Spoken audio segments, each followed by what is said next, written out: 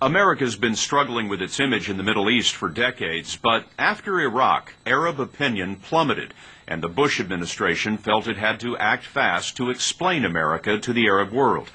So it began spending about $100 million a year on a U.S. government news channel in Arabic. It's called Hurra, meaning the free one. Its symbol is a herd of unbridled horses, and for American taxpayers, it's been a wild ride.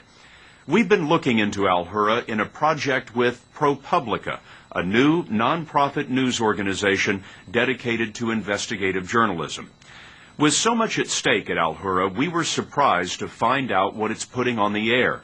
Some of it has supported terrorism and denied the Holocaust. Insiders say Hurra has been undermined by loose financial and editorial controls, while its executives try to manage 24-hour news in a language most of them don't understand. In 2004, as the president prepared to make his State of the Union address, any Arabs who were watching were probably tuned in to popular Arabic news channels like Al Jazeera, which tend to devote airtime to America's enemies. But on this night, President Bush announced that the U.S. government was getting into the Arab news business. Soon a new television service will begin providing reliable news and information across the region. All right, stand by. Stand by. Maybe it was an odd idea that news of the Middle East would be edited and broadcast from Springfield, Virginia. Stand by. This is the headquarters of Hurra, the U.S. government news channel broadcast throughout the Middle East in Arabic. We need an alternative voice in the Middle East, whether Al Jazeera existed or not. Until last week, Jim Glassman was chairman of the government's Broadcasting Board of Governors, which oversees Voice of America, Radio Free Europe, and now Hurra Television. Our idea with Hurra was to create a network that provided high-quality professional journalism with American standards. I think we've done that. But people in the Middle East, including U.S. diplomats who speak Arabic, have been complaining about Hurra's quality and professionalism. The channel got off to a bad start in 2004. After Israel assassinated the founder of the militant group Hamas, Hurra ran a cooking show. They were doing a program on how to make salmon sandwiches for weddings. Well, how can you be credible if you don't cover one of the biggest stories of the day in the Middle East? Larry Register, a former CNN executive with 20 years' experience, was brought in a year and a half ago to rescue the channel. But he says he found his staff of Arabs imported from the region was divided along religious, ethnic, and political lines. When you first walked into the newsroom at Hurra, what kind of shape was the channel in? Dysfunctional, extremely dysfunctional. What do you mean? Words like militias were thrown around. There was this militia that was in charge of this and this militia in charge of that. You mean within the newsroom? Within the newsroom itself. It had broken up into factions? It felt like you were living in the Middle East. It felt like somebody had picked up the Middle East and brought it to Springfield, Virginia, of all places. When Register wanted to put on breaking news his first week, he says he found his staff was out to lunch, literally. There was nobody there. The whole newsroom was empty. Everybody had gone to lunch. So I'm asking, well, what is this? Well, they take 3-hour lunches in between programs. Hurra's staff was mostly Lebanese Christian, which undermined its credibility in the broader Islamic Middle East. Even worse, Register says he found that Hurra was paying its vendors far more for services than other well-run networks.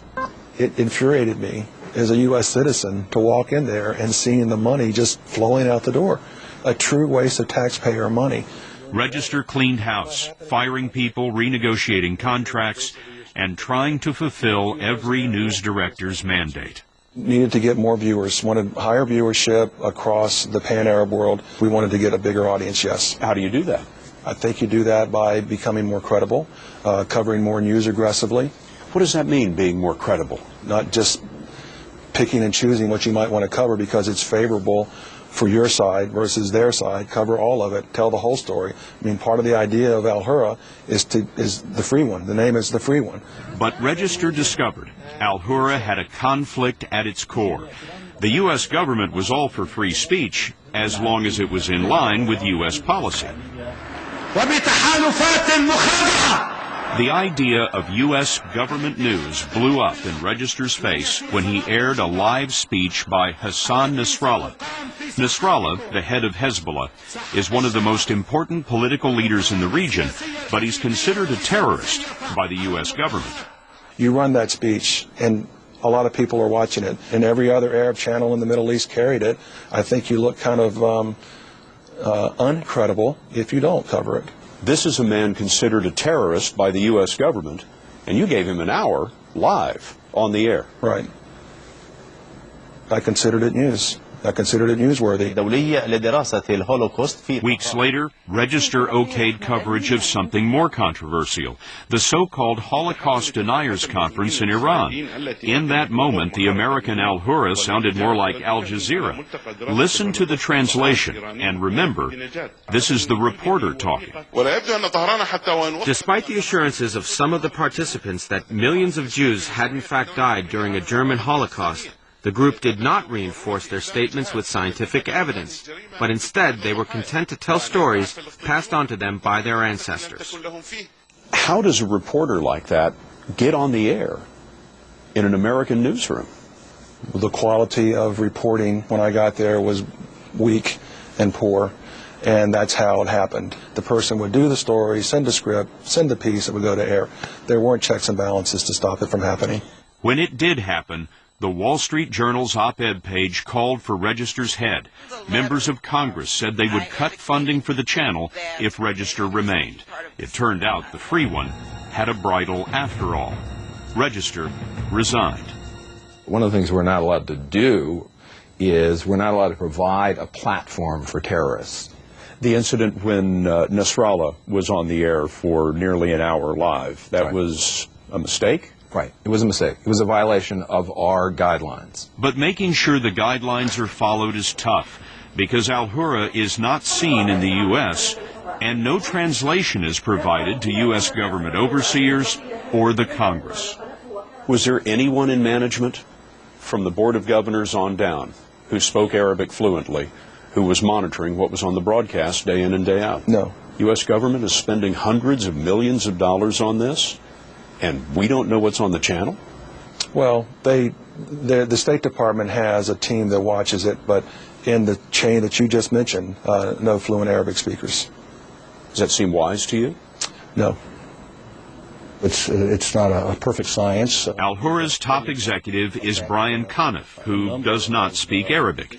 His new news director, Danny Nassif, does speak Arabic, but he has no TV experience and little journalism background.